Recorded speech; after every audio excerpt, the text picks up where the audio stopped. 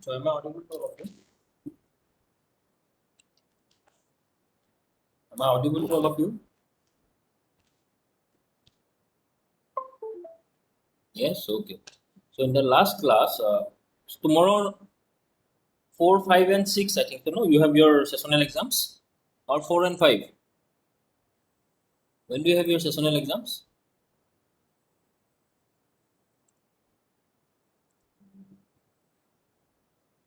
4 and 5. Okay, okay. So in the last class, what we did is we discussed regarding certain earthquake parameters, right? So what I'll basically do is you all have I think so done.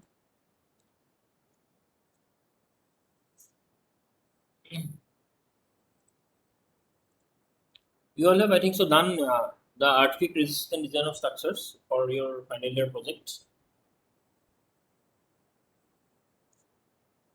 Yes or no? You have done or not for earthquake part? Most of you have done, I think so, in your final year project.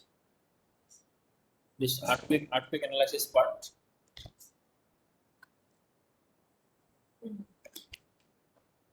Yeah, I can say a few yes. Okay.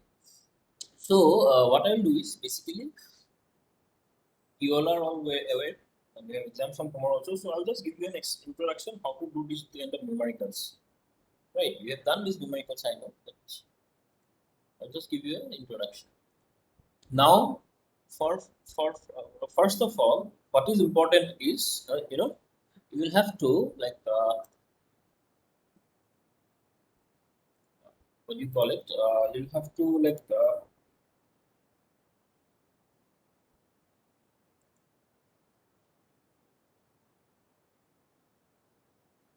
download the two IS codes 13920 and IS 1893. Yeah. So Indian standard codes IS 1893 part one. I hope you will have this copy. If you don't have this copy, just give me a message. I can just send you. I'm sending you the name of the IS codes. If you type this in Google, so this is very important. You type this in Google, then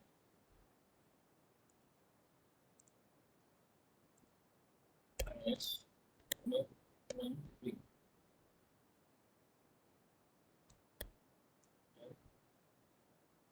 yes, one.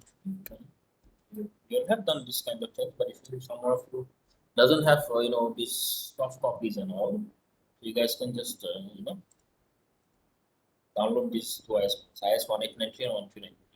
Now, for earthquake lateral force analysis,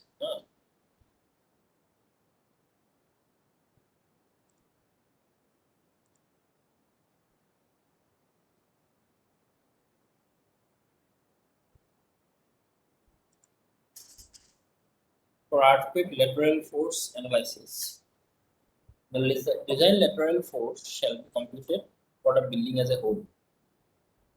Then the design lateral force shall be, distributed into various floor levels, and there are two commonly used procedures for seismic design of lateral forces. Number one, equivalent static force analysis, and number two, dynamic analysis.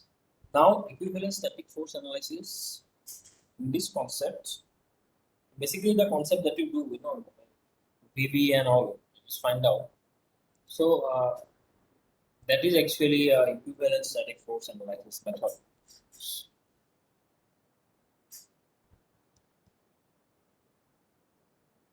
Equivalent static force analysis is based on the certain assumptions.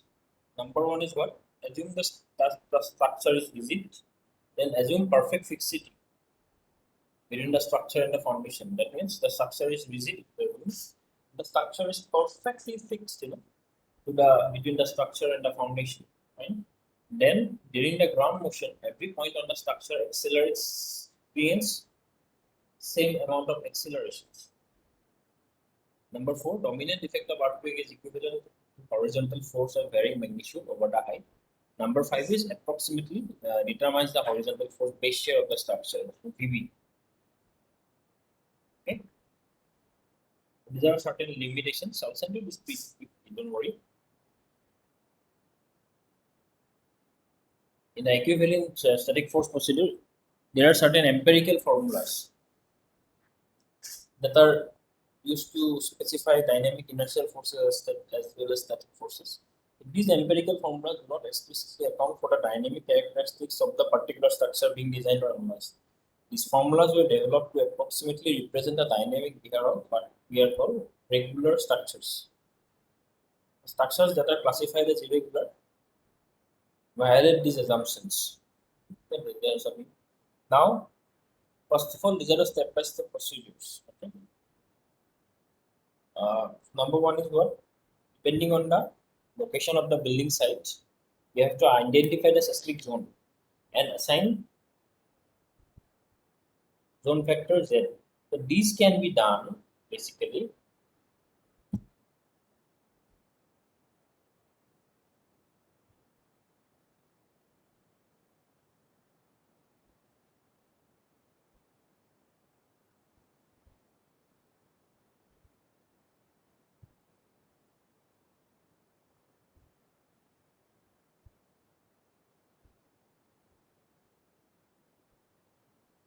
finding out from what you call it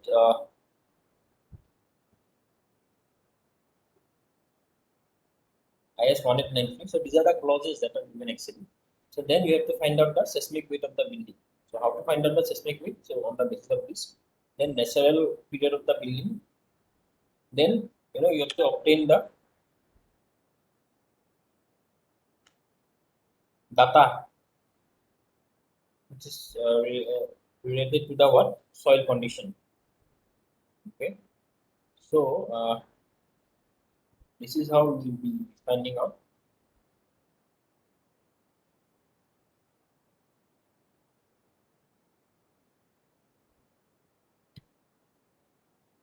Then we have to consider the soil types. These soil types be what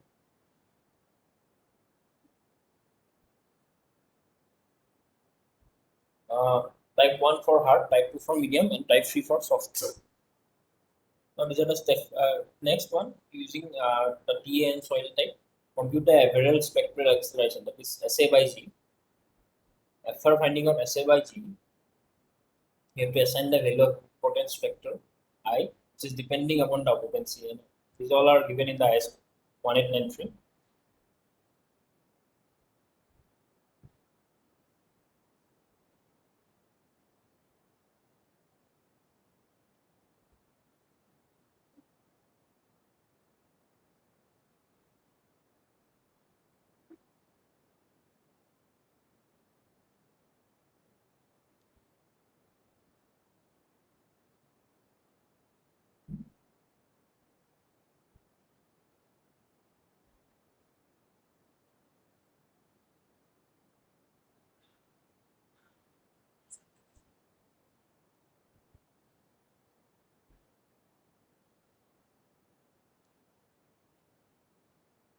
So after that,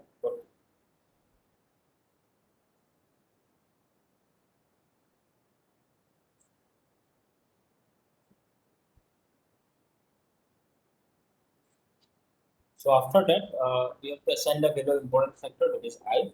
Now, these are the clause, then which will give you the importance factor. Then a response reduction factor R, depending upon the type of structure. Then,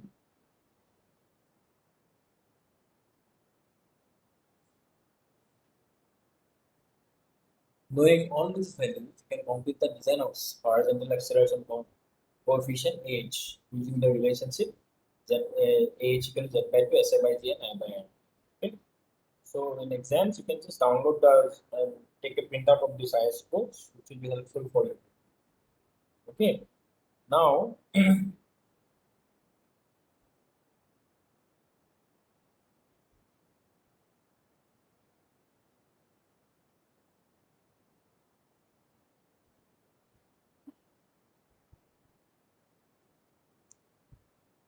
finally,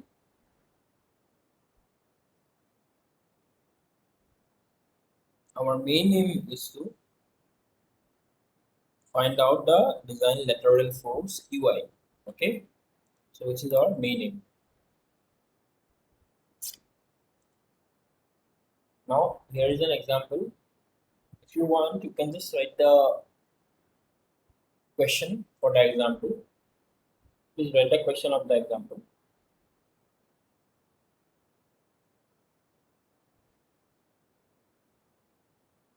Let me know when you are done writing the question. Okay.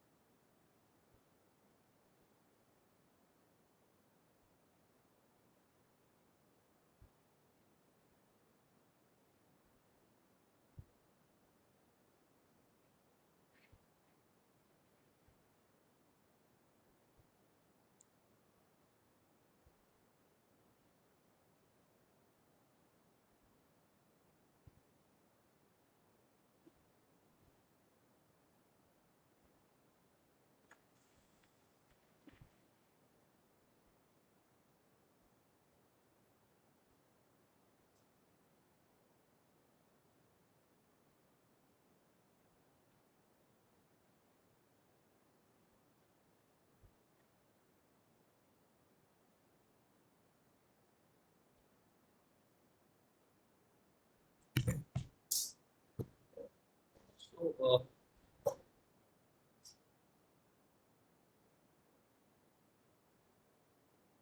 have you written down the question?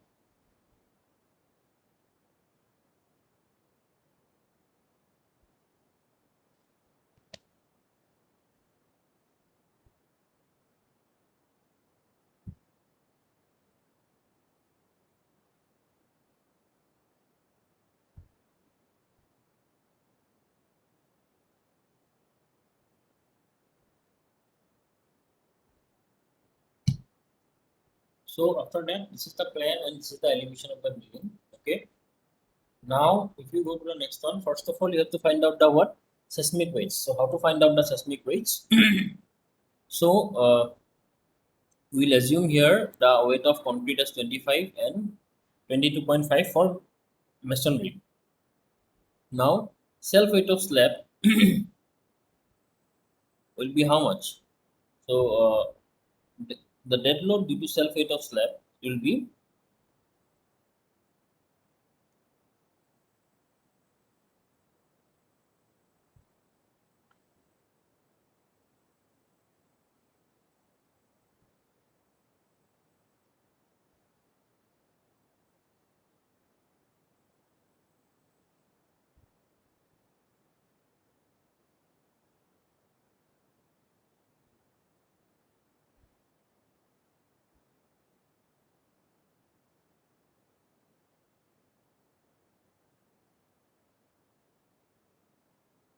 then self weight of beam, then self weight of column. So you'll have to find out like this.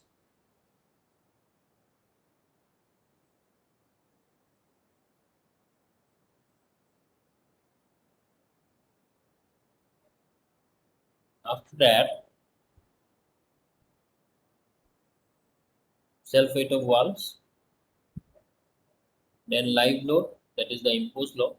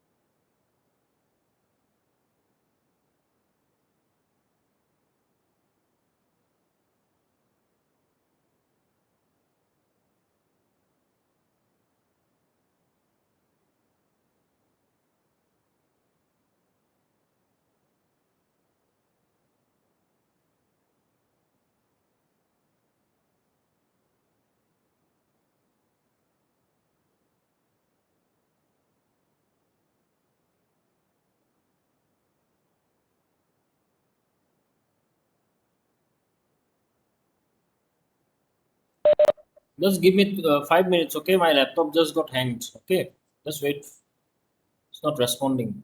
Wait. If you get disconnected, please join again, huh?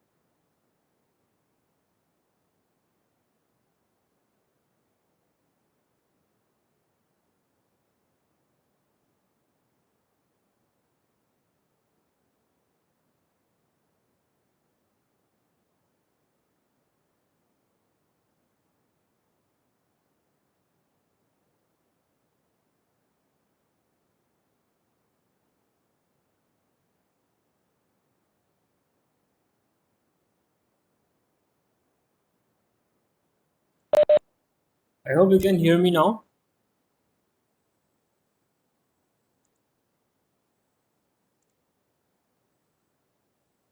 Yes, sir.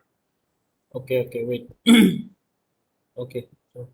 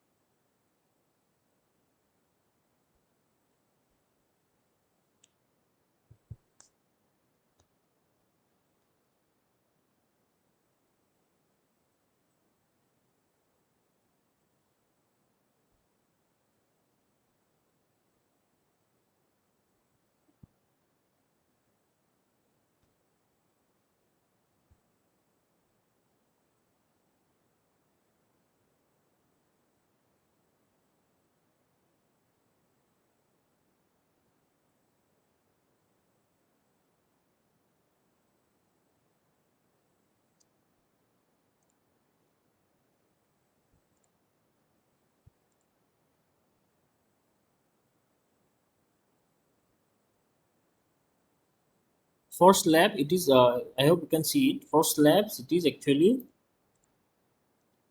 22.5 into 20, for slab. This is the values. Now 0.15 you know the thickness of the slab. 25 is the unit load rate of concrete, and 22.5 is for masonry. Now, if you can see, the slab we'll have to we have multiplied it twice. Okay, this is because this masonry work in the slab, it is on both sides, right? It is on both sides, that is why we have multiplied the 22.5 twice.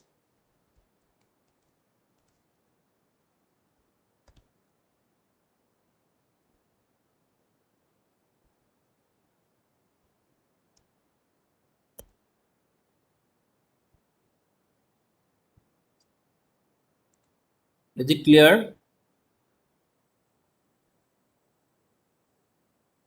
Hello, sir. So yeah, speak. So we multiply twice because it's masonry. Understand? Can you please raise your voice? So you said we multiply twice because it's masonry. Yeah, look at this diagram. Suppose I'm showing you in diagram. Wait, let me make it a full screen.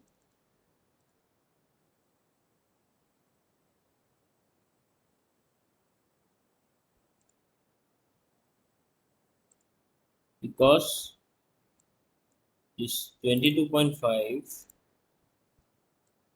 this means what? Suppose this is the slab, right? So it is 0.15.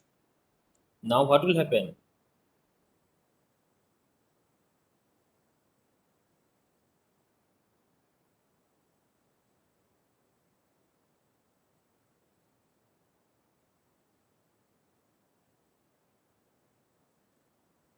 The self weight of slab, this masonry thing, it is actually above and below, right? That is why, let us do one thing. This they have made it more, Sir, complicated actually. sir.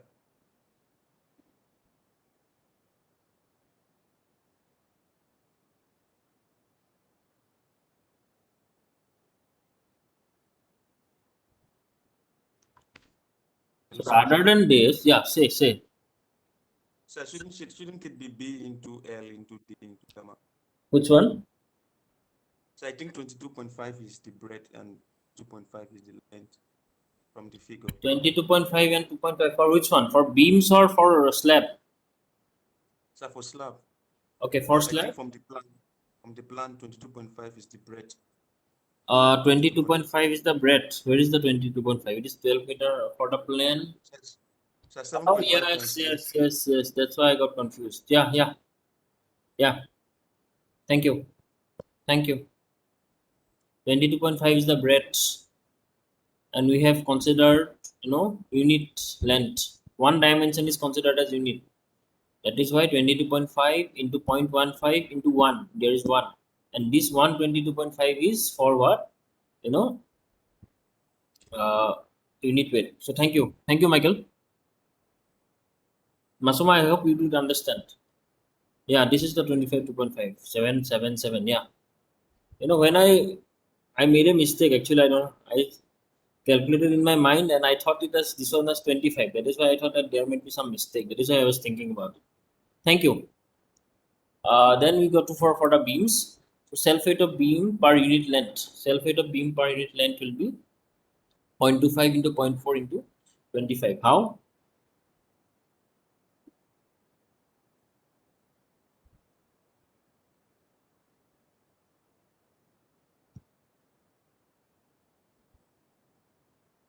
If you see the dimensions of the beam, it is given as how much? 250 by 400. That is why 0.25 into zero point 0.4 into 25. Okay. Now the total length of the beam will be, you know,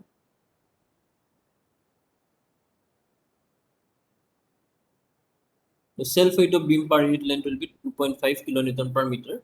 Now the total length will be 4 into 22.5 into 2,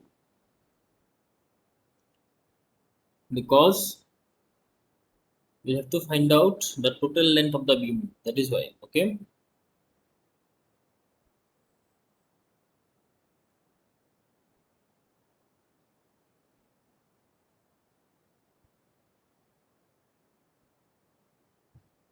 That is why the total length will be 4 into 22.5 into 2. Then the dead load due to self weight of beams, it will be how much? It will be calculated like this: 2.5 into 22.5.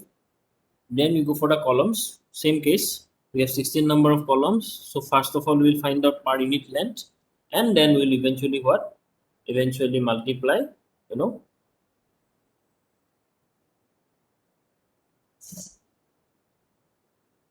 for all the columns. Then walls.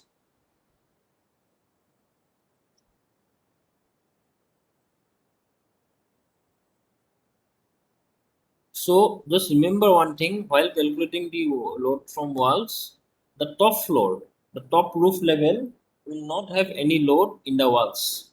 Remember that thing, okay? The bottom levels will be having load from walls, okay? Then you have the live load, that is 25%. Now the load on all the floors will be, you have to add all these individual loads, and load on roof slab. You have to find it out, differently.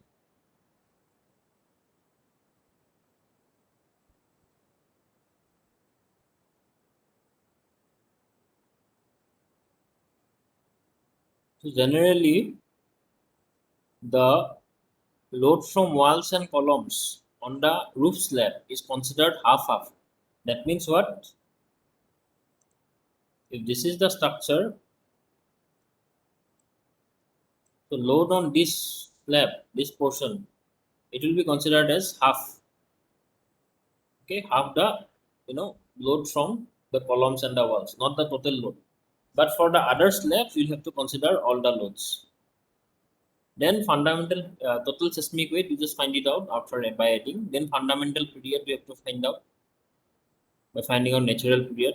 Then spectral acceleration. These all things are from the code only. These all formulas are basically from the code. Then zone factor. Then finally horizontal acceleration coefficient AH and base shear. So after finding out the base shear, finally you have to find out the story shear forces. This is what the main is. And at last, what should be like that? We have to draw this kind of diagram for the lateral shear force distribution.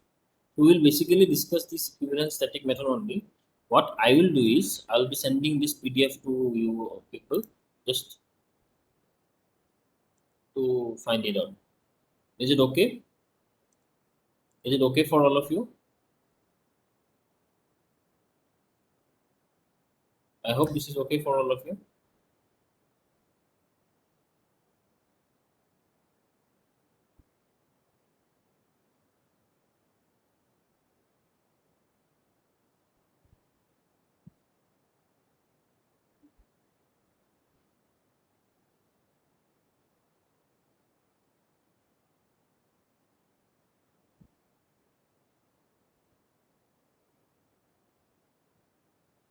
I hope this is okay for all of you.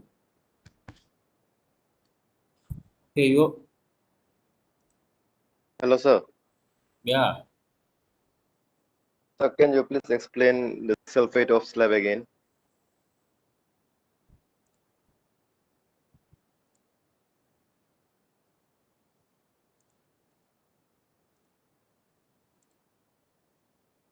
For sulfate of slab, if you see the diagram, this is the diagram. Now this 2.5 is, everyone is getting confused with 2.5. Even I was thinking of this, I was calculating it wrong. Actually, what is happening is that the thickness of the slab is 0.15, right? We are considering it unit length.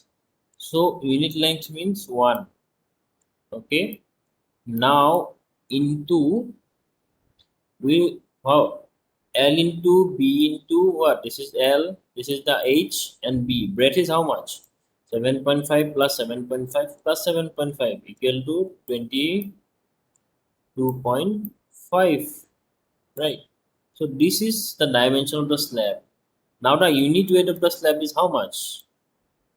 25 for for RCC and 22.5 for masonry. So this is how we calculated it. Is it clear now? Kafur? Is it clear now? Yes, sir. Okay. Yes, sir.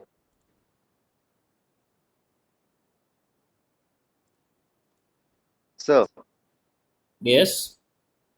sir, can you please explain what is base shear? Base shear. Okay.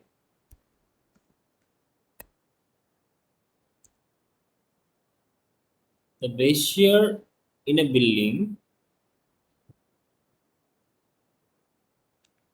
is the sliding force that is generated at the base of the structure. Now, in the base shear, in the in the structure, what happens is that uh, wait, I'll show you one figure. Just give me a minute.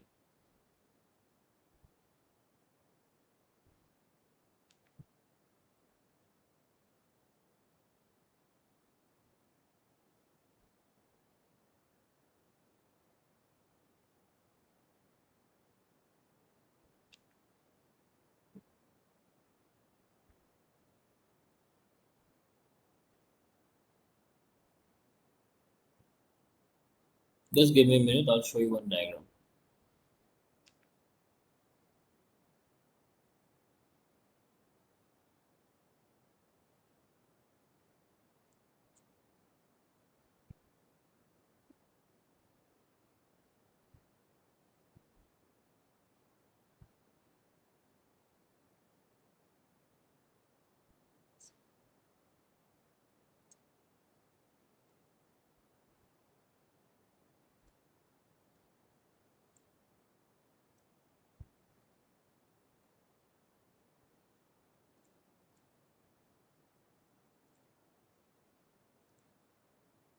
Okay, if you see this diagram here, okay, now when this ground portion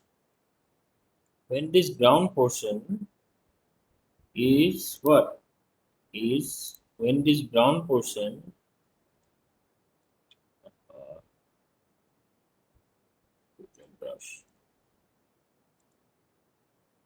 When this ground portion,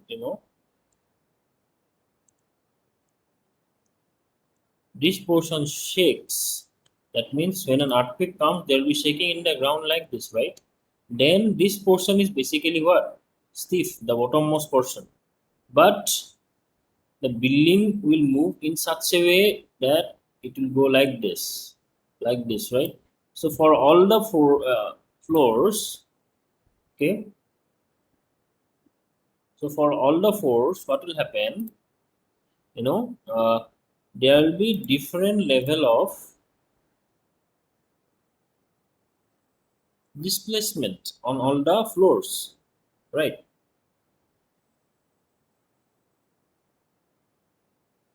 So these forces that act on the structure, okay, so these forces that act on the structures, they get what?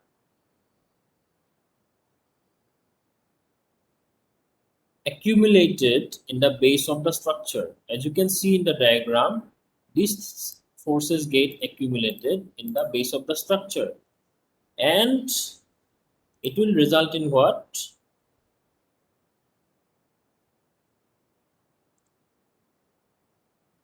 The maximum, you know, forces. It will be it will be getting accumulated at the bottom of the structure. So this will basically known as what? Base shear. Is it clear? Is it clear? Yes, sir. Ah, good. Thank you. Hello, sir. Yeah, please. Someone just called me. Hello, sir. Yeah, I can hear you. So that's self-weight of slab. I'm trying to do it, but I'm not getting. So can you explain it Can you again? please put your mic near your mouth, Michael? So I said the self-weight of slab. Like I'm trying to work it out, but not getting it, sir. Michael, I am not able to hear you properly. Can you Hello, please sir. put? Yeah, can you please be a bit more loud if you don't mind? So I said that's self-weight of slab. Can you please explain it once again? That's that what? Self-weight of slab. Yeah, So can you explain it once again? that's sulfate of slab. Okay, Yes, okay, sir. okay. Okay, just give me a minute.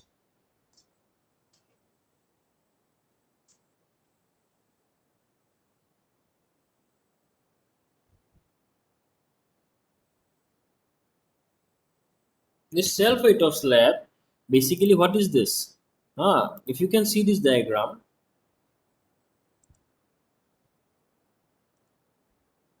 here, if you can see it, the when we consider the self weight, we have to consider one unique dimensions, that is L into B into H, right?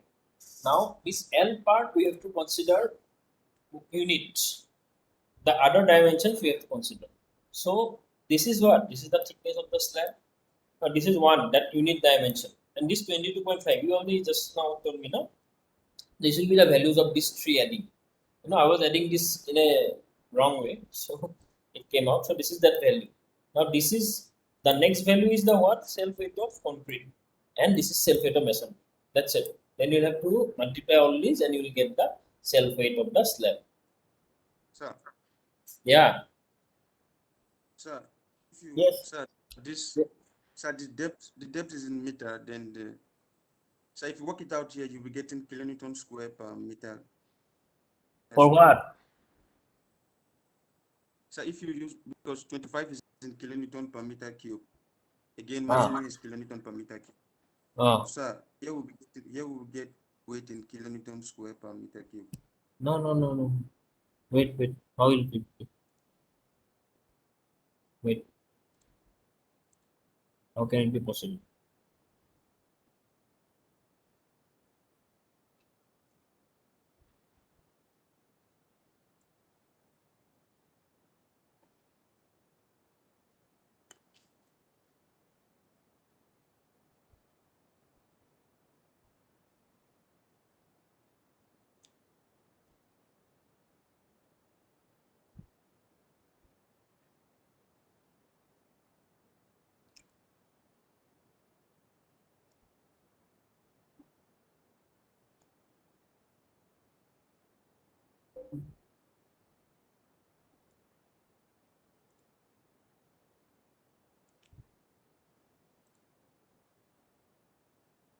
I understood very good.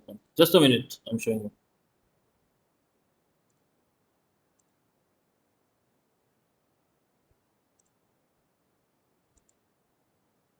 These were the calculations, right?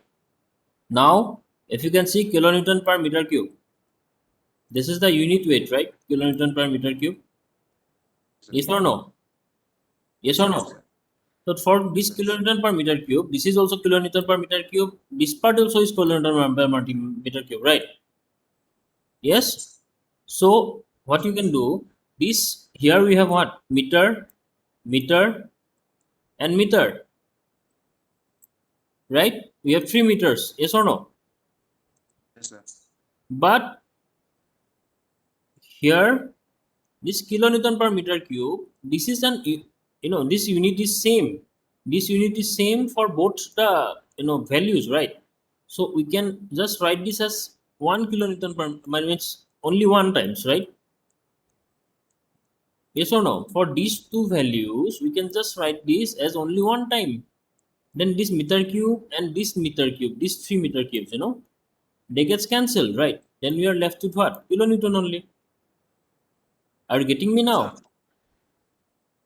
Yeah, yeah. so I'm thinking like, so I'm thinking that 22.5 is also the length on both sides. Length, breadth, 22.5, 22.5.